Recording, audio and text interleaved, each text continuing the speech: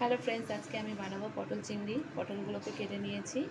এখানে চিংড়ি মাছ লবণ হলুদ মাখিয়ে রেখেছি। এখানে আদা রসুন পেঁয়াজ বাটা আছে লঙ্কা দিয়ে। এখানে নারকেল পোস্ত আর কাজু কিশমিশ নিয়ে নিয়েছি। এটাকে এখন মিক্সি করে নিয়ে আসবো। এখানে চিংড়ি মাছগুলো ভাজতে দিয়ে দেবো।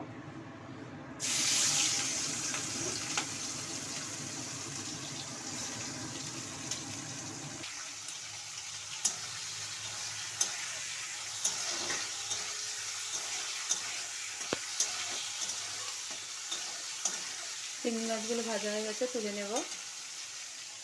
এখানে নারকেলটাও বেটে নিয়ে চলে এসেছি। পটল আলুগুলো ভাজতে দিয়ে দিয়েছি। পটল আলুগুলো ভেজে নিয়েছি, সাইড করে নেবো। আমি কিন্তু তুলবো না।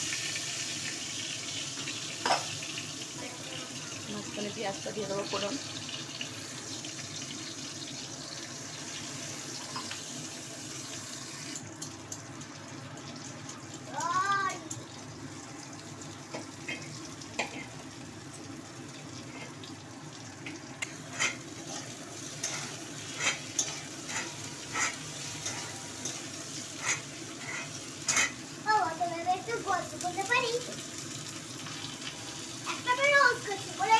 আদা রসুন বাটা আর লঙ্কা বাটাটা দিয়ে দিলাম।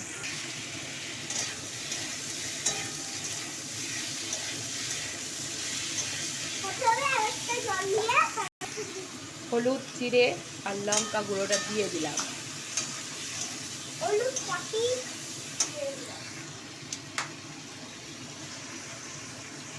নারকেল বাটাটাও দিয়ে দিলাম,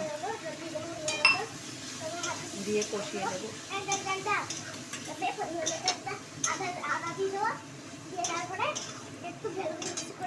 এই যে তখন থেকে যে বদমাশিটা করছে, এই যে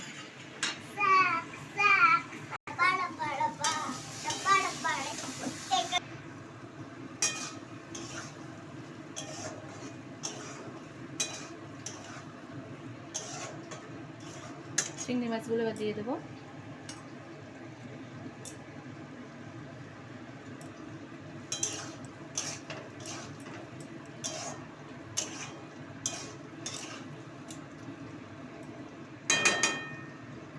এবার কিছুক্ষণের জন্য ঢাকা দিয়ে দেবো।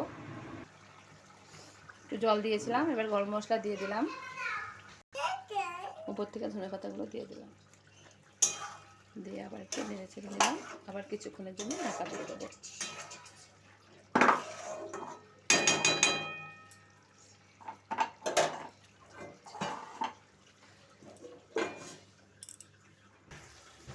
নারকেল দিয়ে পটল চিংড়ির রেসিপিটি আমার রেডি হয়ে গেছে। যদি ভালো লেগে থাকে আপনাদের, লাইক করে দেবেন, পাশে শেয়ার করে দেবেন। এবার আমি এটাকে নামিয়ে নেব। যারা শুকনো লঙ্কা খায় তারা শুকনো লঙ্কা দিতে পারতো। আমি যেহেতু শুকনো লঙ্কাটা পছন্দ করি না বেশি, এগুলো কম দিই তরকারিতে।